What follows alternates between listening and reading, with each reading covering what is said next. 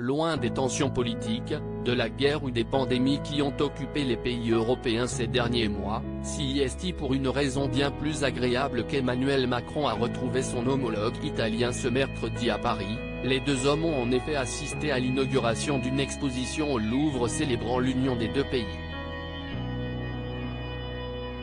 À leur côté, les premières dames ont rivalisé d'élégance. Naples à Paris, non, ce n'est pas le prochain titre d'un film de Woody Allen. Mais bien celui de l'exposition qui a rassemblé le président Emmanuel Macron et son homologue italien Sergio Mattarella au Louvre ce mercredi. Présents pour l'inauguration, les deux hommes se sont retrouvés devant la fameuse pyramide avant d'en profiter pour s'offrir une petite visite du musée, vide pour l'occasion. Mais pas tout seul, en effet, Brigitte Macron, pour qui la culture est toujours capitale, avait accompagné son mari. Très élégante dans une robe bleu nuit au discret décolleté et agrémentée de 2 boucles sur les côtés, la première dame avait choisi une paire d'escarpins pour aller avec sa tenue et a semblé particulièrement intéressée par la visite.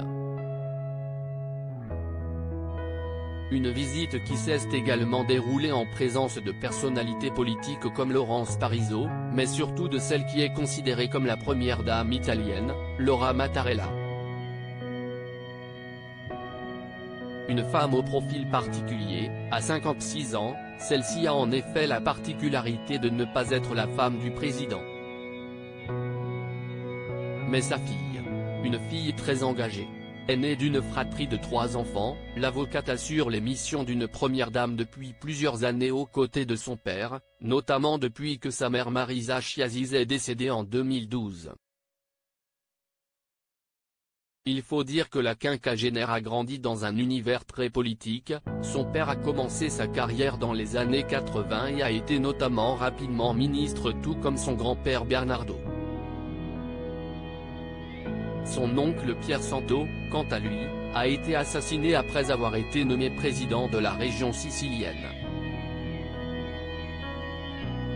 Pour l'occasion, Laura Mattarella avait choisi un pantalon blanc très saillant, assorti à un chemisier tout aussi immaculé et à une veste verte. Complice avec son père, mais également avec la première dame française, elle est restée très discrète et a laissé son père profiter de la visite. Elle n'a cependant pas manqué de poser avec le couple présidentiel devant la Joconde, peinte par Léonard de Vinci, un peintre italien, ou devant la pyramide. Pour rappel, tous les 4 se connaissent très bien, ils s'étaient notamment retrouvés l'an dernier à Rome, et plusieurs fois en 2021 pour rappeler l'amitié franco-italienne. Une belle amitié qui devrait à nouveau s'exprimer lors des prochains grands rendez-vous internationaux comme les Jeux Olympiques 2024. On imagine que Sergio et Laura Mattarella ne se priveront pas de s'y rendre.